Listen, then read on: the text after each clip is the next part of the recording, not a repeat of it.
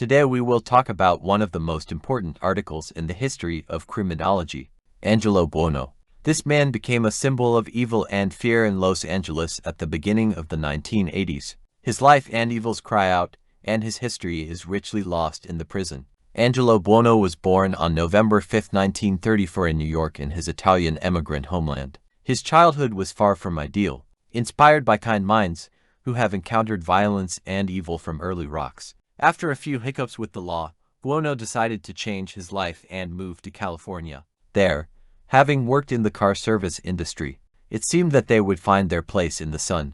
Yogu giving is small to the dark side. In the mid-1970s, the doors opened for an evil world. Buono called for help from a number of evildoers, but showed particular cruelty. His first victims were young women who were violent and succumbed to manipulation. The number of victims grew rapidly. Buono's main modus operandi was to lure the wives to his car under different drives, after which brutal violence followed, and then murder. Together with their partner, whom they met in prison, they created a greedy, tending partner group that caused low kills. They used cunning and manipulation to get rid of their victims. After the killing, the stench stole the bodies from distant places, which complicated the investigation. In 1979, people in Los Angeles began to hear about the famous women. Investigators suspected that a serial killer was behind these crimes. The investigation became a combination of mental stress, the pressure of media and mass insignificance, and after many months of unsuccessful searches, the scene of the crime, where more than a few victims were found, again activated the respect of the police.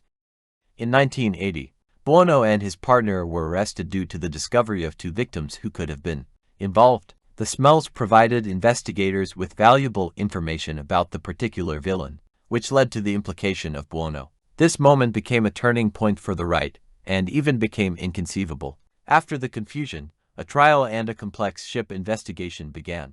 Buono's life was revealed through numerous ship processes through his uncontrollable behavior. VRIC is a pre-stroke agreement without the right to a pre-stroke release. Buono, regardless of all evidence, tried to hide his guilt and told the rest. This story about Angelo Buono was not only about murder, but also about how a marriage reacts to serial criminals. This lifelong karma is more than just punishment, not a guess about how dark the light of human cruelty can be. In 2002, Buono died at his wife's home. His death no longer put him at risk under this greedy story, but also deprived him of knowledge about the causes of his malignity without evidence. What is the reason for such cruelty? For many years now, criminologists will continue to study the causes of serial killings, trying to understand how and why they become so stinking. Such incidents, like this story, tempt us to think about the dark corners of the human psyche and about how important it is to talk about the safety and well-being of people in marriage. In conclusion, the story of Angelo Buono is not just a story about cruelty and killing,